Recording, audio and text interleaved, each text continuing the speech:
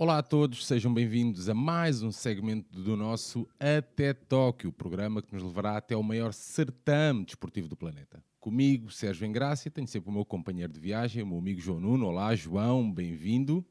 Olá, Sérgio, e vamos lá para mais uma bela conversa, para mais uma modalidade. Já falámos aqui com a Luciana Diniz e agora teremos outra especialidade dentro da modalidade para nos dar a conhecer e uma cavaleira de enorme nível. Muito bem, João, quem é que embarca connosco nesta viagem? Olha, Sérgio, temos connosco Maria Caetano. Maria Caetano, nascida a 11 de julho de 1986, ou seja, 34 anos, natural de Monforte, Porto Alegre, Alto Alentejo, 51 quilos, 1,64 m, representa Portugal nas provas equestres profissionais, na modalidade de ensino, e vai fazer agora a estreia em Jogos Olímpicos em Tóquio. Também é formada em Gestão e Administração de Empresas, na Universidade Católica, e já lá vamos também conhecer, acho que tem umas notas fabulosas e até foi convidada para dar algumas aulas, creio que lá, e ela está num nível tão bom que já atingiu, creio que o top 40 do mundo com o seu colega de profissão chamado Croado, e vamos lá dar a conhecer a nossa Maria Caetano. Isso mesmo, João, colega, isso mesmo, bem dito, que fomos bem ensinados pela Luciana nesse aspecto, muito bem. Olá Maria, bem-vinda, obrigado por ter aceito o nosso convite. Olá, Sérgio, olá, João. É um gosto estar aqui com vocês e poder explicar um bocadinho mais da minha modalidade e um bocadinho o caminho que se faz até chegar a este nível para poder chegar aos Jogos Olímpicos. Maria, o nosso desbloqueador de conversa é sempre o mesmo. Como é que surgiu aqui o mundo equestre na tua vida? Na minha vida foi muito natural ter surgido, porque a minha família está muito ligada ao mundo equestre. O meu pai é criador de cavalos, ele foi também cavaleiro tauromáquico. O meu irmão também ainda é. Então o cavalo, principalmente o cavalo lusitano, está muito presente na minha vida desde que eu nasci. E por isso comecei logo a montar desde pequenina e sempre fui totalmente obcecada pelo animal cavalo, em todas as vertentes. Depois, mais tarde, como também sou muito fã de desporto e de competição em si, seja ela qual for, achei que a dressage seria o caminho que eu deveria seguir em termos de competição e de desporto, e dediquei-me a isso desde muito cedo, e competi a níveis juniors, young riders e depois mais tarde séniores. Maria, vamos pôr aqui tentar balizar aqui a nossa conversa, primeiro explicando, se calhar, o que é cavaleira de dressage. No fundo, a dressage pode ter duas vertentes, ou melhor, a dressage em si é só o desporto, uma carreira desportiva, porque existem concursos, competições, desde níveis mais baixos até ao nível olímpico, e que às vezes é confundida um bocadinho com a arte equestre, com a alta escola, com a equitação académica, que no fundo está dentro da mesma coisa, só que essa equitação mais académica, mais de espetáculo, é exatamente levada para a vertente do espetáculo, e a equitação mais desportiva dentro da dressage é então levada para a competição. Não sei se Sim. já pela explicação Já lá vamos, Já lá Maria. vamos. Só um bocadinho nesta questão de teres começado, eu li um bocadinho que tu quase que começaste a montar, primeiro começaste a andar. Pelas influências familiares. Tu desde logo ficaste apaixonada pelos cavalos ou pretendeste seguir outra coisa qualquer no âmbito desportivo? Não, eu fui sempre super apaixonada pelos cavalos, e eu até era um bocadinho demais, porque eu saía das aulas e ia para o picadeiro, ia para o pé dos cavalos, e também montava muito no campo, com os cavalos ao pé das vacas, e um bocadinho a vertente cowboy, que também é muito importante para os miúdos terem essa versão mais divertida da equitação e não logo seguirem as regras, seja da dressagem ou dos saltos, ter um bocadinho também de aproveitar a ligação com o cavalo em si, e construírem esse companheirismo que a Luciana também falou muito, essa relação com o animal é muito, muito importante, e isso desde sempre, desde o início, esteve presente na minha vida. Para além do desporto e para além da competição e para além de querer ser a melhor na minha modalidade, tenho uma ligação muito forte com o animal em si. E acho que isso é característica fundamental para se conseguir chegar a algum lado, seja em que modalidade equestre for. Maria, e com o teu pai também, visto ter sido ele, ou seja, o teu treinador, não é? Desde que tens ali uma relação também muito próxima com... Exatamente. Apesar do meu pai não ter sido profissional ou desportista nesta área, sempre foi um grande amante da dressagem e sempre se formou muito em termos de carreira de treinador, até ter bastantes cursos de juízes, apesar de não ser a ideia dele julgar provas de dressagem, mas para estar bem por dentro do que era a modalidade, e então foi sempre ele que me acompanhou desde o início, nos meus treinos diários. Nós treinávamos, trabalhamos... E ele dá notas à filha durante os treinos? Também dá, e duras. O pai treinador é sempre mais exigente do que um treinador normal. Maria, era um bocadinho nesse âmbito que o teu pai, para além do teu pai, professor, treinador e tudo mais dentro da modalidade. E ele seguiu uma carreira mais no mundo das touradas, da tauromaquia, e tu vais para outro âmbito. Tu nunca pensaste em seguir a tauromaquia? Foi sempre noutro âmbito no mundo equestre? Foi, eu nunca pensei em seguir a tauromaquia. Claro que em minha casa isso está muito presente e eu gostava de ver e de brincar e gosto e sou aficionada, mas sempre tive o mundo da competição, o mundo do desporto em si sempre me apaixonou. Todo o desporto em si, desde pequenina, que via muitos Jogos Olímpicos, e então, apesar de ser... Faltava a competitividade, é isso? A competitividade, ali também há competitividade, mas é diferente, é no meio artístico, como há nos cantores, etc. Eu precisava de desporto em si, e achei que depois a modalidade era tão bonita, e o meu pai também sempre me ensinou tanto desde o início, que desde o princípio que puxei para a dressagem. Olha, e quando é que começaste a levar a sério isto? Ou seja, tens aquele período, começas a andar, no teu caso é montar, não é? Porque foi logo desde criança. E quando é que sentiste assim? Eu vou ser cavaleira profissional, vou seguir isto e quero estar no topo mundial. Então eu competi, como eu disse, a nível de Juniors e Young Riders e até o início de Séniors e mantive sempre em paralelo a minha carreira académica. No fundo, eu queria estudar, queria me formar. Como disse, estudei Administração e Gestão de Empresas e até, eu penso que aos meus 23 anos, por aí, eu acabei o curso aos 21 e depois fiquei a dar aulas na faculdade e complementava sempre isso com a competição. Nunca parei de competir, fiz campeonatos da Europa, campeonatos do mundo. Só que, entretanto, chegou uma altura que comecei também a ter investidores ou sponsors, como nós dizemos, que queriam que eu montasse cavalos deles profissionalmente para valorizar os cavalos, para competir com os cavalos desses investidores. E comecei a ver que já começava a ser bastante difícil manter as duas carreiras. E então, nessa altura, decidi dedicar-me só a ser profissional de equitação e dedicar-me a isto o tempo inteiro. Maria, explica-nos aqui também um pouco qual é a tua relação com o cavalo. Ou seja, tens aqui uma cumplicidade que se nota nas tuas palavras, mas qual é a tua relação? Porque nós apanhamos numas declarações que tu chegas a montar 10 cavalos por dia, certo? Como é que tu consegues... Um cavaleiro profissional tem que ter mais do que 2 cavalos, não é? Porque tem que estar sempre a preparar cavalos mais novos para depois chegarem a um alto nível e poder haver substitutos, digamos assim, para os cavalos estrelas da altura e também para valorizar cada cavalo, porque no fundo depois por trás disto também há algum negócio dos investidores e dos sponsors que precisam de ver o seu retorno, não é? Mas os 10 cavalos que eu falo então é o meu máximo. Há cavaleiros que aceitam mais, há cavaleiros profissionais que aceitam mais, mas eu preciso ter no máximo 8, 10 cavalos é o limite. Para quê? Para poder exatamente ter tempo para dedicar um bocado do meu dia a cada um deles, não só no treino, passar a perna, montar, treinar, desmontar.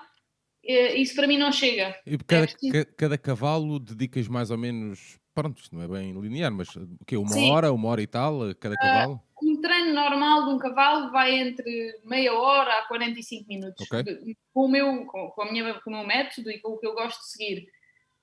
Claro que depois, se for um cavalo mais novo, com 4, 5 anos, que ainda não necessita do treino e da exigência física e da ginástica de um cavalo que está em grande prémio, por exemplo, que é o nível olímpico, é claro que esse polder vai levar menos tempo do que vai levar o cavalo que está a ser preparado agora para os Jogos Olímpicos. E claro que também há períodos da minha vida, por exemplo, agora neste momento eu estou na Alemanha a treinar, trouxe todos os meus cavalos para cá em fevereiro, mas claro que agora estou muito mais dedicada ao Fênix, que é o cavalo que vai comigo aos Jogos Olímpicos, estou muito mais dedicada ao cavalo durante o dia e depois os outros, claro, continuo a dedicar-lhes tempo, mas faço um esforçozinho extra para estar mais tempo com o Fênix, não só a treinar, mas também o que se chama na gíria aqui na Europa o bonding, que é a relação entre o cavalo, é passear com ele, levá-lo a comer erva, no fundo o cavalo criar uma relação... Dar uma cenourinha. Dar uma cenourinha, exatamente. Todas essas coisinhas pequeninas que às vezes parecem assim, não têm muita importância, que é só tratar o cavalo quase como se fosse um pet. Não é só isso. No momento da competição isso se calhar faz a diferença, não é? Exatamente, porque há sempre stress, o cavalo tem medos, fica mais nervoso, e se ele confiar no cavaleiro mais do que só nas indicações de equitação, digamos assim, é muito importante. Maria, deixa-me entrar um bocadinho pela questão dos 10 cavalos, ou 8 a 10 cavalos que tu montas por dia e que tu trabalhas. Creio que existe aquecimento, a questão mais da ginástica, a questão mais do treino em si. Esses 8, 10 cavalos, tu estás a preparar, vamos imaginar como uma escola quase de futebol, de miúdos até graúdos, ou seja, para as pessoas perceberem, tu tens 2 cavalos, eu creio que é o Fênix e o Coroado. O Coroado, agora não sei se estás mais com ele ou não, mas são 2 cavalos principais, não é? Que têm a idade de 5 estrelas, ou melhor, a idade para estar E depois esses estão a ser preparados para chegar a esse nível, é isso? Exatamente. Mas na dressagem nós temos a sorte, e está muito bem feito, de haver competições específicas. Para todos os escalões. Pois. Exatamente. Desde os 4 anos, que é a idade que um cavalo pode começar a competir, há níveis próprios para cada idade de cada cavalo. E então o cavaleiro pode optar ou não competir nesses níveis, ou pode optar só em treinar o cavalo até aos 8 anos, que é a idade mínima para se competir em grande prémio. Pode optar só em treinar até essa altura e depois debutar o cavalo em competição já no alto nível. Mas eu gosto, pelo menos tento, com a maioria dos cavalos, fazer-lhes uma carreira de cavalos novos, que é mesmo como se chama tecnicamente, fazer provas de cavalos novos, que é para eles se habituarem a competir inclusive há campeonato do mundo de cavalos novos de 4, 5, 6 e 7 anos. Portanto, eu tento também dar um bocadinho de carreira desportiva dentro de cada escalão a cada cavalo. Maria. Deixa-me só esclarecer aqui uma situação. Numa prova, tu podes competir, ou seja, formar 2 ou 3 equipas, por exemplo, ou seja, com 2 ou 3 cavalos, em escalões diferentes? Sim, posso numa prova normal, internacional ou nacional, até dentro do mesmo escalão posso competir com 2 ou 3 cavalos. Ok, certo. E competem uns contra os outros. Portanto, eu posso ficar em primeiro lugar com um, em segundo lugar com outro. É como se fossem... Sim. A questão era por causa da questão dos cavalos de formação, era nesse sentido. Claro, e normalmente nas provas normais, chamamos os CDIs, que são os internacionais, ou os CDMs, que são os nacionais, há provas em todos os escalões. E então dá para levar tipo 4 cavalos, um em grande prémio, um em 4 anos, um em 6 anos, e competir com eles todos. Claro que é mais cansativo. Sim, claro. E o que eu tento fazer é em concursos não tão importantes, aí levo mais cavalos para estar em todos os escalões. A rodar, não é? Claro. Ou então, se quando é um concurso tipo uma qualificativa olímpica, agora sim temos que concentrar no cavalo principal, aí tento ir só com esse cavalo e dedicar mais atenção a ele. Maria, ainda ao teu colega de profissão, eu já vi que tu falas muito na cumplicidade que tens que ter com ele. Tu tens, durante a prova ou durante o treino, tens alguns truques ou falas com ele em que tu sentes que ele percebe o que é que tu queres, ou como tu estás, ou tu percebes como é que ele está? Há aí algum truque, alguma fala? Há vários sinais que se podem dar ao cavalo para acalmar, ou então para dar um bocadinho mais de energia, ou dar coragem, se bem que a nível internacional, nas provas de dressagem, não se pode utilizar a voz, é proibido. Mas, de qualquer forma, há pequenos sinais, pequenos sons baixinhos, que claro que não são perceptíveis e que os cavalos sentem e sons esses que, se forem associados diariamente no treino dos cavalos por exemplo, um som para acalmar, ou então para dar um bocadinho, se forem feitos baixinho, sem ninguém ouvir, e o próprio cavalo ouve, ele sente, ou um toque muito leve com a mão nas crinas, ou no pescoço do cavalo. Isso tudo, os cavalos são animais extremamente sensíveis e tudo isso conta muito. Porque, por exemplo, quando tu vais para um treino ou para uma prova internacional, tu sentes assim, o Fénix hoje vai estar a top, ou o Fénix hoje não está tão bem? Sente-se perfeitamente. E eu com o Fénix tenho ainda mais um challenge, que ele é garanhão, e gosta muito de mostrar que é garanhão. E então, quando ele chega aos concursos, há sempre cheiros novos, cavalos novos, éguas. Claro. E ali o primeiro dia ele está sempre muito, muito contente de mostrar ali a sua força lusitana. E então é mais um challenge que eu tenho que lidar e tenho que o acalmar e tenho que tentar que ele não se desgaste nessa sua loucura de garanhão para depois chegar à prova e estar com energia suficiente para fazer todos os exercícios.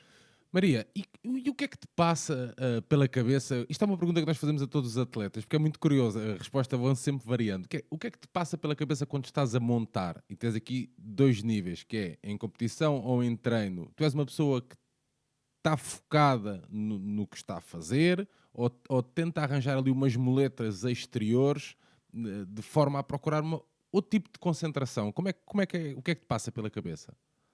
Eu tento focar-me muito no que estou a sentir no momento. E no treino, principalmente, eu tento, porque depois cada cavalo é diferente e não há um método de treino objetivo na equitação. Pelo menos eu não gosto de o ter, eu prefiro sentir o que é que o cavalo me está a passar, as dificuldades que cada cavalo tem, que são totalmente diferentes umas das outras, e trabalhar com o meu feeling, o equilíbrio, os exercícios, vão todos em direção ao que cada cavalo me está a pedir, seja fisicamente, seja mentalmente. E por isso, quando estou a cavalo, quando estou no treino, tento estar só a ouvir, entre aspas, o que o cavalo me está a dizer ou me está a passar. E aí tento estar muito, muito focada nisso. Em competição, eu costumo dizer que a concentração para mim, neste desporto, é fundamental. Eu até digo na brincadeira, às vezes, se estiver numa prova, em prova, e se eu pensar noutra coisa qualquer, porque são milésimos de segundo, mas basta só pensar que fiz um exercício e basta só passar-me para a cabeça, e que bom que foi o exercício, ou então, olha, bolas, fiz a geneira. Só esses milésimos de segundo de eu pensar nessa frase, já foste. O próximo exercício já não vai correr tão bem. Então eu tento sentir e pensar só cada passada do cavalo e no que estou a fazer, e nem para a frente, nem no próximo exercício, nem no anterior, só no que está a acontecer. E quando consigo isso, normalmente as coisas correm bem. Quando me sinto a dispersar um bocadinho, claro. Maria, tens apoio de algum mental coach, de alguma psicologia? Não tenho, mas acho um tema muito interessante. Acho que poderá ser um próximo passo, porque nós, com a Federação Portuguesa, num campeonato da Europa, já não lembro qual foi, que foi junto à equipa de saltos e a equipa de ensino, e eles fizeram um esforço e levaram uma mental coach, e aí experimentei, e acho bastante interessante. Só que achas que pode ser uma mais-valia para o teu desempenho? Eu acho que sim, acho que pode ajudar. Acho que se calhar não se vai sentir uma diferença muito grande, porque como trabalhei durante tanto tempo e a competir tantos anos sem essa ajuda, eu própria já descobri um bocadinho a forma de me concentrar, de me preparar, de me acalmar, de lidar com o stress. Portanto, já tenho os meus próprios métodos, mas claro que de certeza que ajuda, porque hoje em dia isso está tão desenvolvido que é sempre uma mais-valia. Maria, ainda ao encontro aqui da pergunta do João, isso é um aspecto que tu também trabalhas no colega, no Fénix, por exemplo? Também é um aspecto que se tem que trabalhar, claro, com mais dificuldade, porque eles não nos dão feedback, claro. Pelo menos falando, não é? Mas é um aspecto que se tem que trabalhar, tentar fazê-los estar concentrados e tentar dar-lhes coragem quando eles têm medo de alguma coisa, tentar motivá-los, claro, dentro dos sinais de equitação e desses pequenos sinais de voz ou de toques, também se trabalha. Se calhar era um bom tema para se abordar em termos de, mesmo a relação com o cavalo, do mental coach, se calhar no futuro, com a evolução de tudo isto, pode ser algo a trabalhar, não é? Eu acho até que já existem pessoas muito dedicadas a isso. pessoas dedicadas até se diz a falar com os cavalos, entre aspas, e que fazem muito esse trabalho de confiança do cavalo, dos sinais, a dar aos cavalos, depois estudam muito o que é o cavalo, a relação do cavalo na natureza, entre eles, entre os próprios cavalos, e depois tentam aplicar isso um bocadinho para dar um resultado até para o desporto. E eu tenho colegas que utilizam profissionais dedicados só a esse tema. Maria, duas perguntas numa. Eu li muita coisa sobre ti, vi muita coisa e muita gente diz que tu, para além, nasceste neste mundo, mas tens um talento inato. Tu sentes que tens esse talento e estás a trabalhá-lo, obviamente, e depois a pergunta dentro nesta é: quais são os bons ingredientes para um bom cavaleiro? Eu julgar o meu talento acho que não consigo. A única coisa que sei é que tenho uma relação realmente especial com os cavalos. Até porque é só onde eu me sinto bem e sinto que eles também se sentem bem comigo. Em relação ao talento, eu normalmente costumo dizer que é resultado do trabalho. E essa é um bocadinho a minha forma de encarar tudo isto: trabalhar, melhorar, sair da zona de conforto e procurar competições mais difíceis, sítios onde não estou tão confortável e para isso evoluir. Sempre foi um bocadinho a minha forma de ver isso. O talento, não posso avaliar. Os ingredientes para um bom cavaleiro. Se tivesses que, hoje em dia, uma rapariga ou um rapaz, seja o que for, falasse contigo e dissesse assim, visto como ídolo, referência na modalidade, o que é que tu achas que eu podia trabalhar? O que é que tem que ser? Como é que tem que ser no personalidade de trabalho para ser um bom cavaleiro? Em primeiro lugar, muita força de vontade, gastar muitas calças de montar, muitas botas, muito trabalho e um bocadinho muito capacidade de sofrimento. Porquê? Porque para se entrar neste mundo, como qualquer desporto, eu acho, mas este é o meu, é o que eu conheço, há muitos altos e baixos, há muito trabalho. Eu vejo por até pessoas que trabalham comigo, rapazes, raparigas que vêm aprender comigo e trabalhar comigo. Há muito trabalho e muito sacrifício que se faz sem se ver às vezes um retorno imediato. E então essa capacidade, esse estofo que nós dizemos em competição também, para aguentar isso é fundamental. Porque ainda para mais este desporto exige muitas horas e para além de horas é muitos dias. As férias são praticamente inexistentes porque durante o período de férias normalmente é quando são as competições grandes e depois quando se volta, depois para aquela competição grande com o cavalo principal, mas em casa estão mais 10 cavalos para trabalhar, então não dá para ir de férias porque esses já tiveram de férias. E depois aos sábados, aos domingos, tem que estar constantemente em cima dos animais porque eles são seres vivos e precisam de mais atenção. Tu dás férias aos cavalos? Também dou. Mas tu sentes que eles precisam disso? Sinto, sem dúvida. Ou seja, imagina, tu fazes quase um período de férias como se fosse, entre aspas, um ser humano, certo? Sim, por exemplo, o Fénix, agora eu tenho que dizer se for a Tóquio, porque a equipa portuguesa eu sei não está definida, portanto... Nós não dissemos isso no início da conversa, óbvio que a equipa ainda não está formada, mas eu tenho 99,9% de certezas que tu vais lá estar. Eu costumo dizer que eu só digo que eu fui a um campeonato, não que vou. Portanto, isto ainda para mais há tantos fatores que... Claro, sim.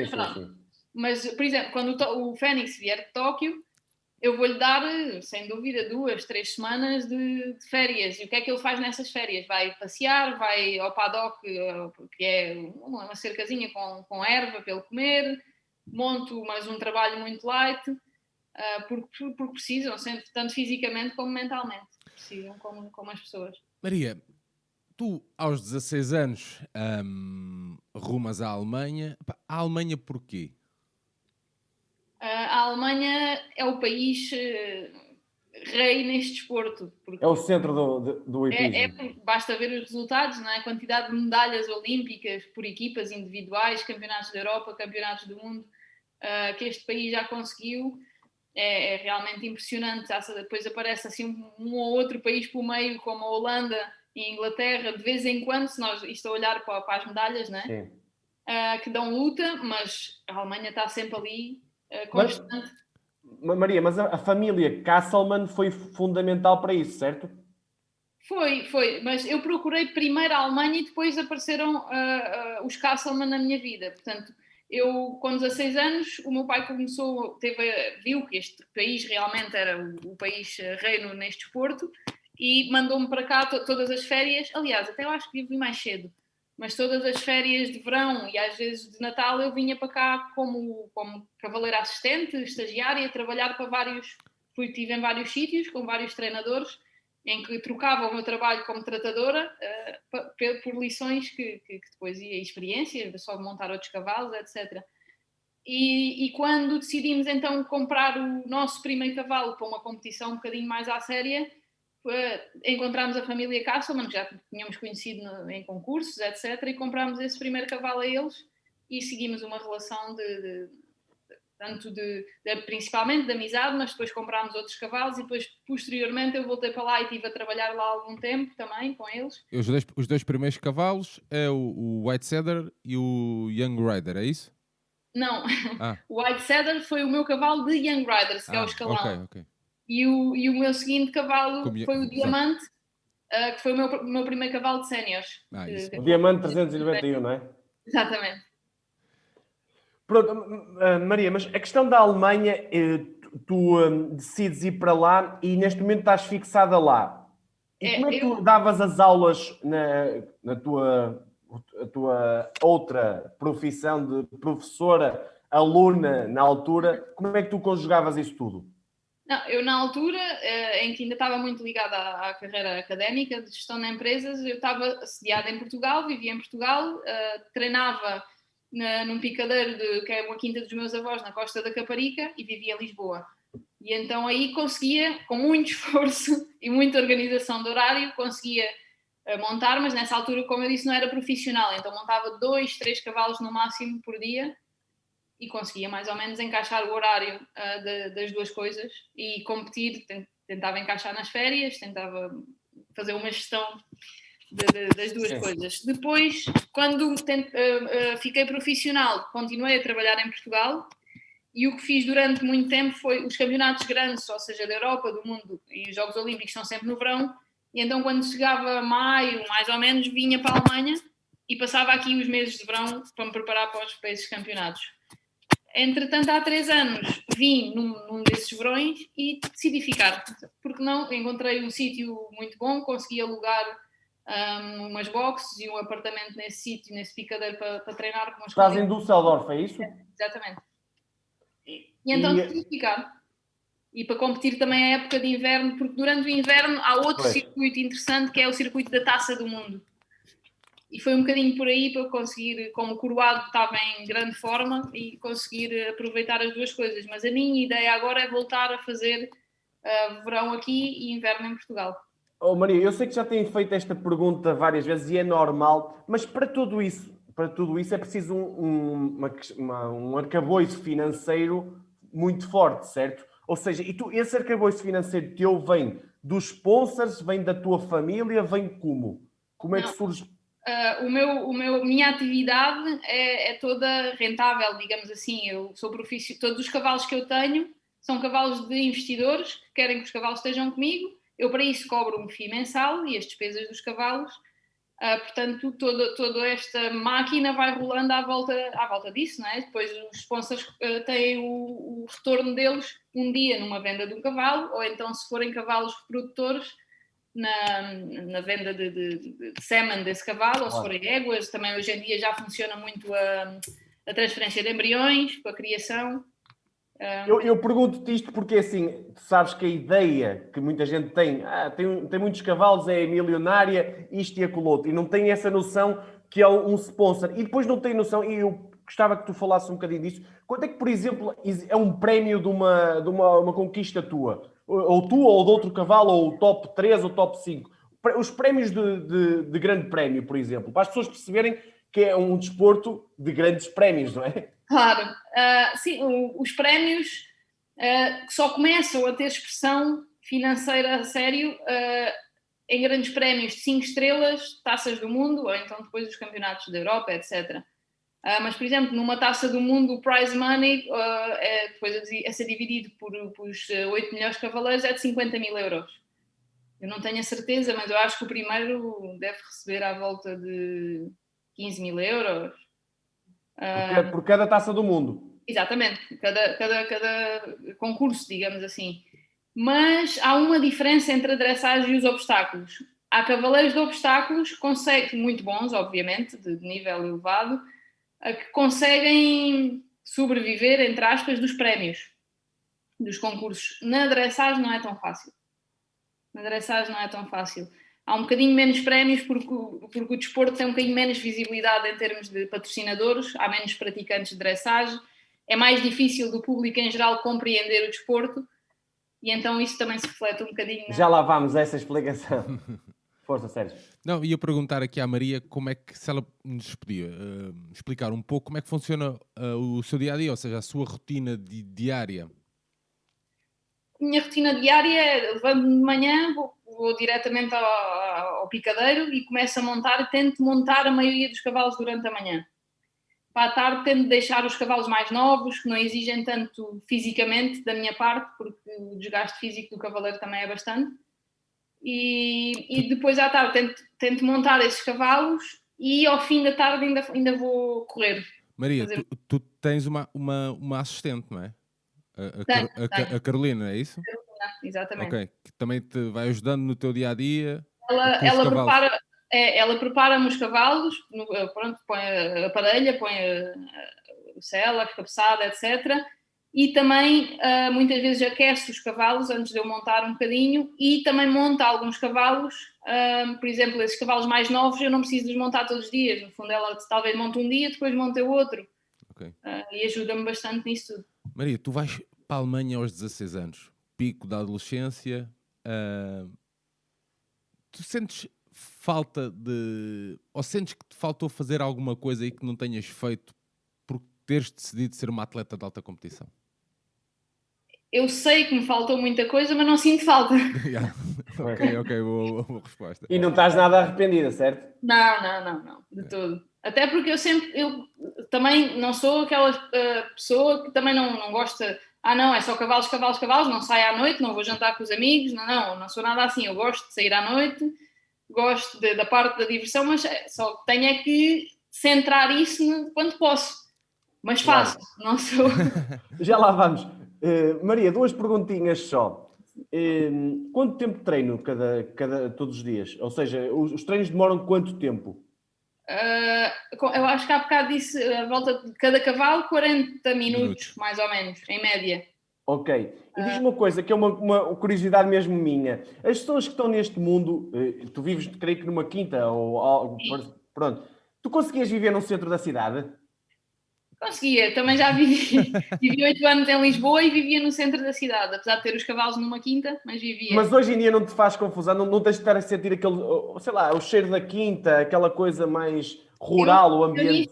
Eu nisso sou um bocadinho diferente da maioria das pessoas dos cavalos, porque eu sou tão focada no que é o desporto e o resultado final que tudo o que está à minha volta é um bocadinho indiferente. Portanto, eu se vivendo em Lisboa, no centro de Lisboa, tiver possibilidades e condições suficientes para ir montar um picadeiro bom, onde me permita ter todas as condições para treinar os meus cavalos bem, eu sou uma pessoa que se adapta muito facilmente a qualquer situação. Desde que possa treinar, desde que tenha os meus cavalos. Talvez por isso atingiste o nível que atingiste e vais atingir ainda mais, creio eu. Olha, Maria, e agora indo mesmo à especificidade da tua modalidade, explica-nos como é que se processa toda uma prova tua, isto é, porque eu sei que envolve música, as pessoas, é um bocado como patinagem artística, indo um bocadinho a esse âmbito, tem uma grande exigência física, existe uma qualificação, existe uma pontuação, existe algo que tu não é criticas, mas achas que é o mais negativo, digo eu, coisa que é a subjetividade dos juízes. Competem homens e mulheres, porque é a única modalidade olímpica onde estão homens e mulheres, creio que ao lado do pentatlo moderno, não tenho bem a certeza, mas creio que é assim. Pois, eu também às vezes digo a única, mas tenho que corrigir para uma das únicas, porque eu também não conheço todas as. Que não é muito normal. Explica-nos tudo isto, porque as pessoas, quando te virem a competir em Tóquio, vão questionar-se de certeza sobre isso. Então, eu vou-me centrar um bocadinho no que é a competição de alto nível, que é o que vai acontecer em Tóquio. No fundo, há uma primeira prova onde vão todos os conjuntos apurados, que é o Grande Prémio, e dessa prova vão-se qualificar para a prova seguinte as melhores equipas, ou seja, vão ser formadas equipas de 3 cavaleiros, claro que competem todos individualmente, e o resultado da equipa é a soma dos pontos desses 3 cavaleiros. Maria, desculpa, e quem é que define essa equipa de 3 cavaleiros? É o selecionador nacional. Sim, sim. É a Federação Portuguesa, tem um sim. selecionador nacional, uma treinadora e um chefe de equipa, mas a função, claro que todos, principalmente a treinadora, também dará a sua opinião, mas a decisão é do selecionador. Maria, antes de ir ao seguinte, eu sei que é só para perceber. Não. Quantas seleções vão estar? Isso é uma boa pergunta, não tenho a certeza. Mas é à volta de 30, 40, 50? Não, equipas não, países não. Eu sei que da Europa devem ser umas 10, 11, e depois Estados Unidos, Brasil também estava qualificado como equipa, mas perdeu a qualificação porque não tinha suficientes atletas. Eu acho que devem ser equipas umas 20. Ou seja, desse primeiro dia para o segundo, sem problema, desse primeiro para o segundo dia passam quantas melhores? Eu acho que 10. Okay. Mas também não estou. É porque eu foco-me um bocadinho em my job. Sim, e depois desta parte. Até porque as regras mudaram. Então, antes, e ainda se mantém nos campeonatos da Europa, do mundo, e antes nos Olímpicos, o que acontecia era competiam todos no Grande Prémio, que é a primeira prova, no primeiro dia. Daí saía a qualificação por equipas, as medalhas. Somava-se e a medalha do país já estava atribuída. E depois os 30 melhores individuais passavam à segunda qualificativa, que é o Grande Prémio especial, e daí para a frente já só se competia individual, e dos 15 melhores desses 30 passavam à prova da música, à prova freestyle ou puro, e aí saíam as medalhas individuais. Portanto, eu sei bem este esquema, o novo esquema olímpico, ainda não percebi bem, mas sei que passam. Eu acho que as 10 melhores equipas ao especial... Mas desculpa, mas esse primeiro dia de competição, o Grande Prémio, o que é que se faz nesse Grande Prémio? Por equipas? O Grande Prémio é, sem dúvida, a prova mais exigente da modalidade. Porque, apesar da prova com música, aí se apresentarem exercícios que parecem de uma exigência maior, porque é freestyle e os cavaleiros podem mostrar um bocadinho o melhor dos seus cavalos e subir o grau de dificuldade, o Grande Prémio é muito, muito exigente porque é muito técnico. São exercícios muito seguidos, todos os exercícios normais de dressage, passagem, piafé, passagens de mão a tempo, piruetas. Depois, de repente, há um exercício que para o público em geral parece facílimo, que é andar a passo, só fazer uma linha, o cavalo a passo larga, deixar descontrair o cavalo, mas que isso depois de uma tensão brutal de passagem, piafé, muita atividade em que o cavalo vai todo bonito e a exigir, e com muita força física, de repente querer que ele relaxe e ande a passo, é muito difícil e demonstra muito da qualidade da equitação, que não é só exigir, mas é tudo feito mas com calma, com bom equilíbrio, com boa técnica, de forma a que o cavalo consiga, de uma passada para a outra, relaxar e andar a passo. E tudo isso envolve pontuações, é isso? É, exatamente. Cada exercício, desde a entrada do cavaleiro em pista, que entra a galope pela linha central para cumprimento aos juízes, tudo isso tem pontuações. Não há uma única passada que o cavalo dê dentro de pista que não seja avaliada pelos juízes. E num campeonato... É mesmo como uma patinagem artística, para as pessoas perceberem, é mesmo nesse âmbito. Num campeonato como os Jogos Olímpicos temos 7 juízes, às vezes em campeonatos internacionais normais são 5 e em campeonatos nacionais são 3 juízes. Ok. E fazem os 3 da equipa, não é? Soma-se os pontos, imaginamos que Portugal passa nos 10 melhores. Segundo dia. Competem outra vez essas equipas que passaram e aí saem as medalhas por equipas. No segundo dia, que é o Grande Prémio Especial, que tem os mesmos exercícios do Grande Prémio normal, mas ordenados de uma forma diferente. Basicamente é isso. O nível de exigência é o mesmo. Tu tens que dizer ao juiz o que é que vais fazer? O exercício que vais fazer? No Grande Prémio e no Grande Prémio Especial é igual para todos os cavaleiros. Tem um percurso definido à partida. A partida que é sempre igual, qualquer competição. O único que é livre é depois o freestyle, como o próprio nome indica. E esse freestyle, que é o terceiro dia, certo? Exatamente. E já é individual, é isso? Já é individual, só passam os 15 melhores cavaleiros. Nos 15 melhores do quê? Do segundo dia? Aí complica mais um bocadinho. Normalmente é os 15 melhores do segundo dia, mas se houver, imaginemos, Deus queira que não seja o caso de Portugal, mas imaginemos que há um cavaleiro em Portugal que é muito bom e se destaca e fica nos primeiros do primeiro dia. Mas os outros 2 cavaleiros não lhe correm tão bem e vão um bocadinho mais para baixo. Então Portugal não passa ao segundo dia. Sim, por equipas, sim. Podia ter dado, por exemplo, de outro país qualquer que é para não apoiar. Mas por equipas. Para não apoiar. Mas pronto. E então não passa. Mas esse cavaleiro individual foi tão bom que pode ir ao terceiro dia. Ele sozinho passa para o terceiro dia. Nem sequer tem que competir o segundo. Ou seja, então aqui na atribuição de medalhas existe 3 medalhas por equipas e 3 medalhas individuais. Exatamente. Ok. Não, é só para... E essa pontuação, como tu dizias, é muito subjetiva, é isso? É, porque no fundo tudo o que é julgado por humanos é subjetivo. Claro.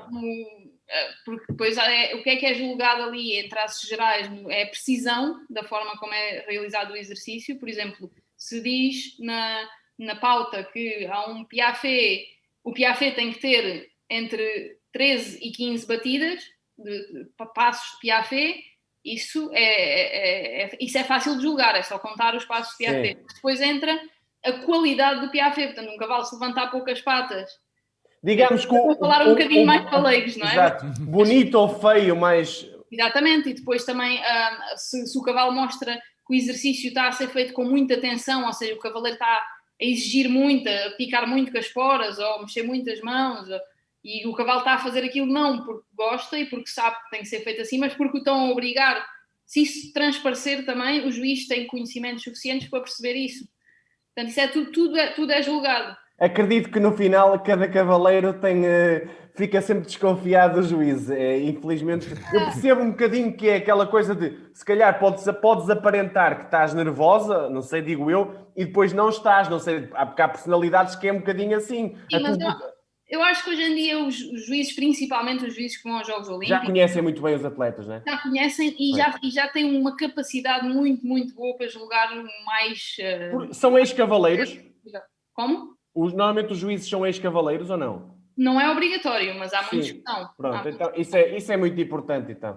E há muitos cursos de juízes, e para se chegar a juiz 5 estrelas, que são os que julgam estes grandes campeonatos, eles já passaram por muitas fases, já foram eles próprios julgados pelos superiores, não é? Para se saem muito da média ou não. E eu acho que cada vez mais os juízes estão, tanto como os cavaleiros também têm melhorado muito, e os cavalos nos últimos anos, os juízes também. Portanto, não tenho muito por onde me queixar, na verdade. Mas teu pai, é sempre subjetivo. O teu pai chegou a ser juiz de 5 estrelas? Não, o meu pai fez como se fossem os cursos para ser juiz, mas nunca julgou. Ok. E para perceber um bocadinho a perspectiva do juiz, para assim conseguir treinar melhor cavaleiros. Sim, senhor. Muito bem. João, vamos avançando.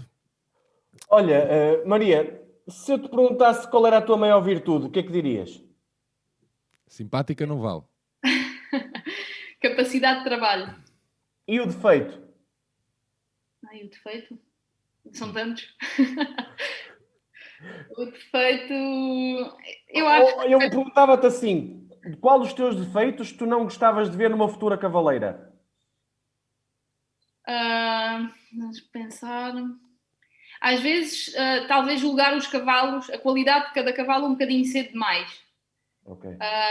Quando chega um cavalo novo para trabalhar, eu tenho que realmente me centrar. Se o cavalo não corresponder às minhas expectativas, dizer não, calma, isto com trabalho vai lá. Ou então, se aparentar ser o melhor do mundo, não dizer, ei pá, vou ganhar os Jogos Olímpicos com este cavalo. Não, ter calma e... Pelo que eu sei, tu és muito mais paciente que o teu pai. O teu pai é muito mais impulsivo na análise. Não, isso é. Mas depois quem tem que sair alguém, não é? Claro. Só que como sou mais nova, eu já vou aprendendo e tento limar um bocadinho essas arestas. Maria, e a nível sénior, quais foram assim os teus grandes momentos ou conquistas? A última foi sem dúvida das maiores conquistas, foi a qualificação da equipa portuguesa para estes Jogos Olímpicos. Foi... O Europeu de Roterdão, creio, não é? Exatamente. Ainda para mais, havia bastante pressão, porque tínhamos que estar nas 8 primeiras equipas desse campeonato, e tínhamos os irlandeses que estavam fortes, depois os franceses, os belgas, estavam todos a lutar por esse lugar, digamos assim.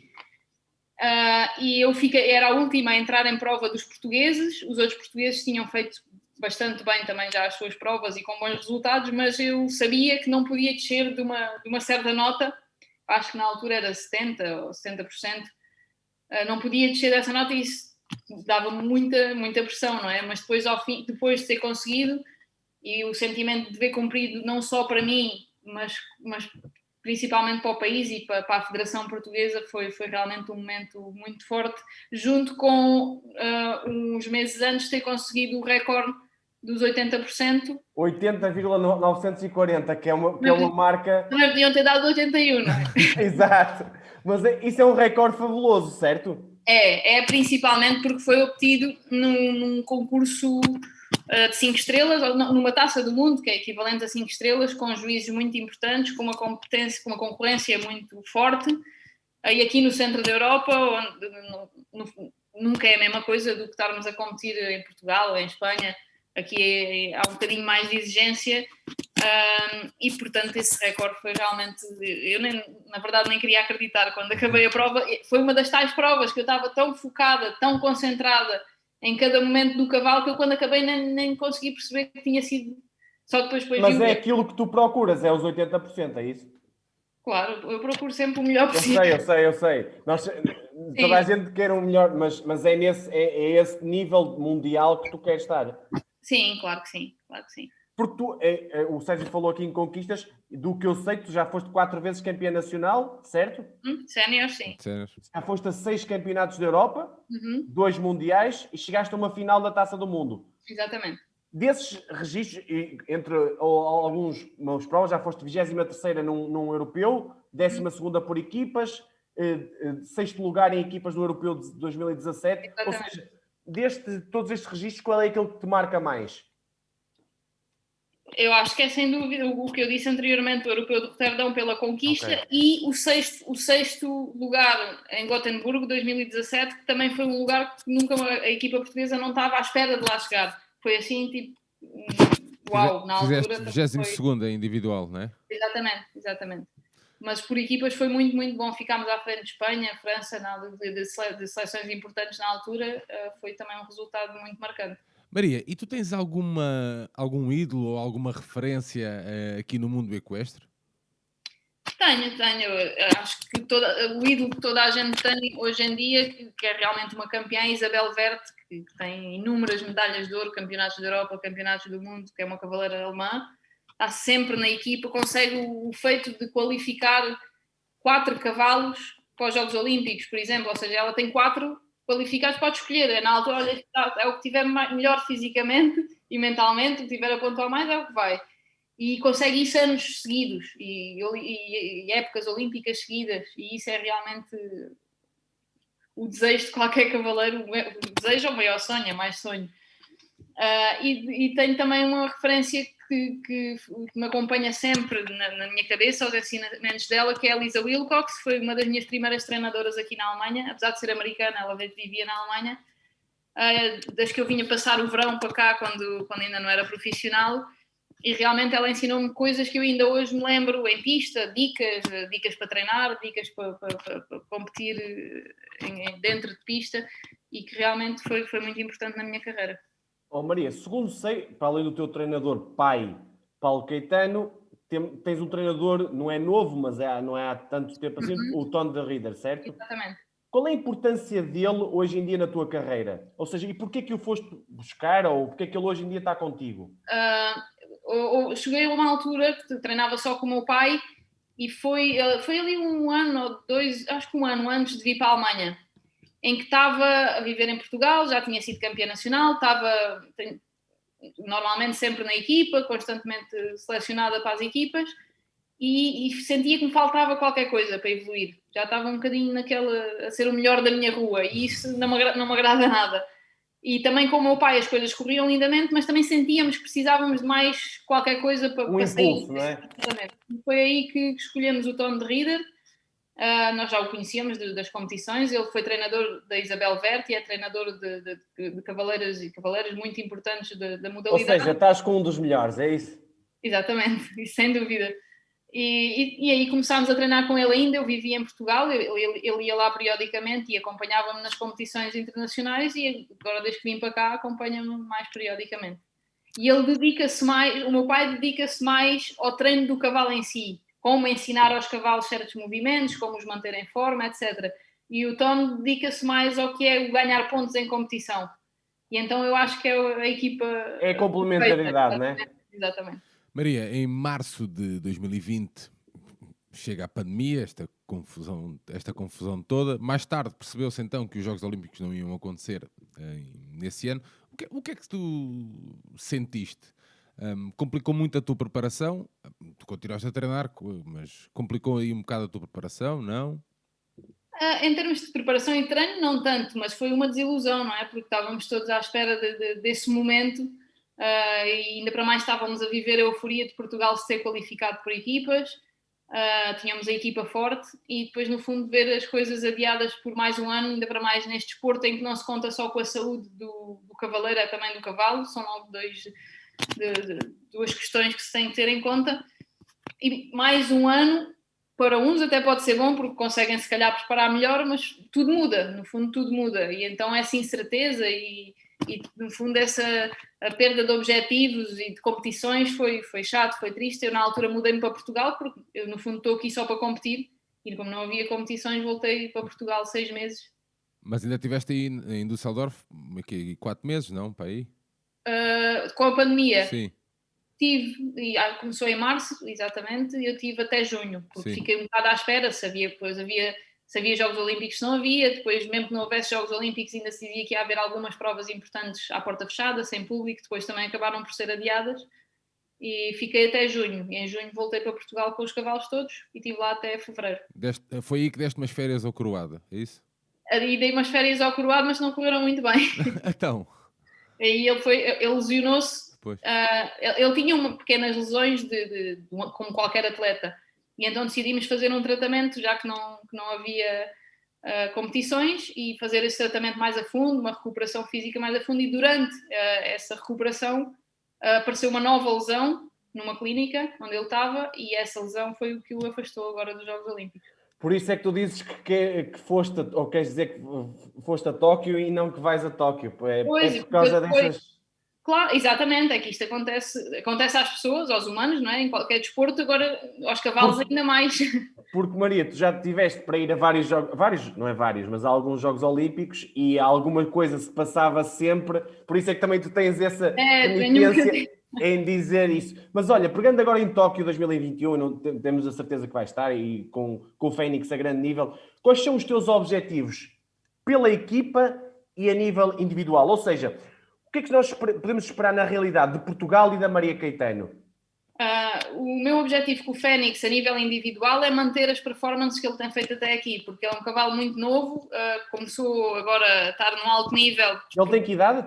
Ele tem 11 anos. Pois. Ele já compete em grande prémio desde o fim dos 8, portanto há 1 ano e meio mais ou menos, mas eu estava a levá-lo com muita calma, para não exigir muito dele fisicamente. Estava a levá-lo, fazia com 4, 5 concursos no máximo por ano, internacionais.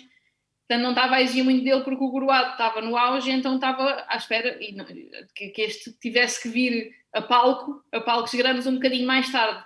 Com esta lesão do Coroado, então tive que apertar um bocadinho mais com ele e competir em mais concursos e tentar a qualificação com ele. E ele tem-se portado muito bem e tem, sobretudo, mantido uma regularidade muito grande nas notas. Portanto, se eu no Grande Prémio em Tóquio conseguir os 70, entre 70% e 71%, é um resultado que a mim me deixa feliz, porque é a média que ele tem estado a fazer e que eu acredito que ele vai conseguir fazer. E para a equipa portuguesa também é um resultado que ajuda bastante. Maria, não me leves a mal, que eu também não gosto disto, mas só para as pessoas perceberem o que, por exemplo, top 10 para o coletivo e top 10 para ti é um resultado possível, real? Para o coletivo, sim, para mim não. Para ti é o quê? Top 20, top 30? Sim. Pronto, sim. Okay. Porque... Não, é só para balizar, porque normalmente as pessoas, Maria, veem... Num campeonato deste, o top 30, em notas de grande prémio, também há que esclarecer uma coisa: a nota do freestyle é sempre mais alta, porque há dado uma nota artística. Okay. Essa nota artística normalmente puxa a pontuação geral para cima. Portanto, um grande prémio é ganho, hoje em dia, com 85%, mais ou menos. Pois, menos coisa. Estratosférico. Exato. E para se estar nos 30 melhores tem que se ter sempre, seguramente, 70 para cima. Pois. Seguramente. Pronto, é aí que tu queres estar, não é? Exatamente. É aí que eu vou trabalhar para estar. A equipa pode estar facilmente nos 10 primeiros, porque temos agora um cavalo muito... Pois, muito o João Torrian, não é? com o Equador, e eles estão realmente a despontar, como se costuma dizer, apesar do João ser muito novo e pouco experiente, e o cavalo também, mas tem uma qualidade muito grande. Portanto, se eles estiverem na sua performance normal, o Fênix também, e eu acho que será o Rodrigo Torres, eu também não posso estar aqui agora a fazer trabalho de selecionador, não é? Mas eu acho que se não for um, é porque o outro está melhor para ir. Portanto, no fundo, se os cavaleiros portugueses mantiverem as médias onde têm andado, o top 10 por equipas é perfeitamente possível. Maria, fora os cavalos, fora este mundo de competição, o que é que tu gostas de fazer nos tempos livres? Gosto de estar com os amigos e jantar fora e sair à noite, dançar. Não, gosto de voltar. É porque como estou tão pouco tempo com os meus amigos, gosto de aproveitar o tempo livre quando vou a Portugal, passar um fim de semana, aproveitar para isso, e com a família, sem dúvida. Isso para mim é o principal. Com sushi na mesa? Principalmente. Maria, onde é que até Tóquio vais ter mais alguma competição? Não? Onde é que as pessoas... Não. Decidi, a última competição que fiz com o Fênix foi em Compiègne, onde Portugal, na Taça das Nações, ficou em segundo por equipas. E como eu apertei, como disse, um bocadinho com ele no início da época para conseguir essas qualificações, agora vou-lhe dar este mês de trabalho normal, um bocadinho de descanso de competição, e só prepará-lo para estar a um melhor nível. Maria, e quando é que é a tua prova em Tóquio? Já sabes o dia? Começa? Ainda não? Já sei, mas não sei de cabeça. Tranquilo. Não, era só para as pessoas depois perceberem, mas isso depois será... Como nós temos que ir para lá. Porque isto funciona, os cavalos têm que ficar de quarentena por causa das exigências sanitárias do Japão. Os cavalos têm que ficar de quarentena. Todos os cavalos que vão a Tóquio vão ficar aqui na Alemanha, num centro de competição muito importante, que é Aachen. Todos os cavalos vão ficar aí durante uma semana. Portanto, no dia 6 vamos para lá, os cavalos vão para lá e ficam lá até dia 12, que é quando embarcam no avião para Tóquio. Portanto, eu não me preocupei muito com a data, porque a partir do momento em que lá estou... Tu viajas quando? Eu viajo 12 também, 12, 13 por aí. A viagem dos cavalos e dos atletas é mais ou menos ao mesmo tempo. Muito bem. Maria, estamos a chegar então ao final da nossa conversa. Não sei antes o João ter aqui um pequenino desafio para ti. Exato. O nosso quiz final, Maria, são 5 perguntinhas, são 5 fáceis sobre hipismo, Portugal, Jogos Olímpicos. Então a primeira pergunta é facílima. Quantos cavaleiros portugueses vão estar em Tóquio 2021? Vão estar 3 na equipa, mais um reserva. Também é importante dizer que também faz parte da equipa. Sim, mais a Luciana nos obstáculos. Claro. Exato. O hipismo em geral, sim. Isso. E quantas medalhas o hipismo português tem até hoje nos Jogos Olímpicos? Pronto. Eu acho que deve ter 3. Sim. Certo. Bronze, primeiro em Paris, 1924. António Borges de Almeida, Hélder Martins, Luís Menezes e José Albuquerque, chamado na altura Prémio das Nações. Em Berlim, 1936, Domingos Coutinho, José Beltrão e Luís Mena da Silva no Prémio também das Nações. E Londres, 1948, Fernando Paes, Francisco Júnior e Luís Mena da Silva na altura. Atrás de atletismo e vela é a modalidade em Portugal com mais medalhas olímpicas. Maria, a terceira, qual foi a primeira mulher a chegar ao lugar mais alto do pódio em Jogos Olímpicos no hipismo? Internacional, claro. Em Jogos Olímpicos, sim. Eu acho que foi Lieselotte Liesenhoff. Isso, e top. A Alemanha foi campeã olímpica em dressage nos Jogos de Munique, realizados em 1972. E agora, falando na tua referência, como é que se chamava o cavalo que Isabel Wert levou aos Jogos Olímpicos em Pequim 2008? Pequim... Satchmo. Não falha. Eu sabia que não ia falhar, eu sabia. É fácil, porque ela tem tantos. Eu sei, mas há alguns que são um bocado mais míticos que outros. Claro. Olha, e qual é que foi o pódio olímpico no Rio 2016 na prova de ensino por equipas?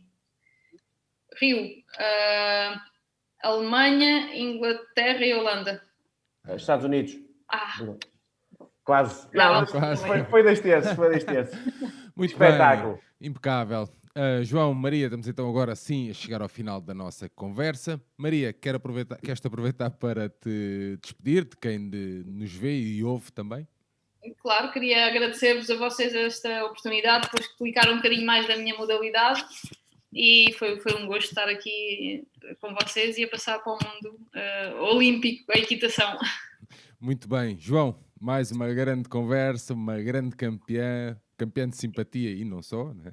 Mas mais uma grande campeã, João. Olha, foi uma verdadeira aula de equitação, dada em termos de Zoom, mas fantástica a conversa com a Maria.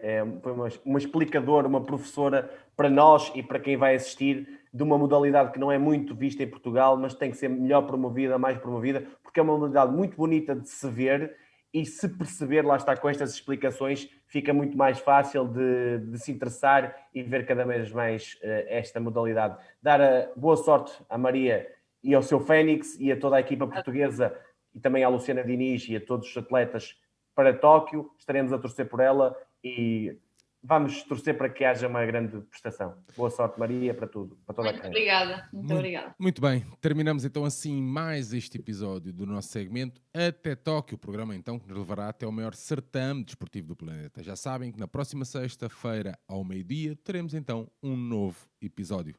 Maria, muito obrigado mais uma vez, tudo a correr bem para ti e para o teu colega de equipa, assim é que é. João, nós marcamos encontro então na próxima semana.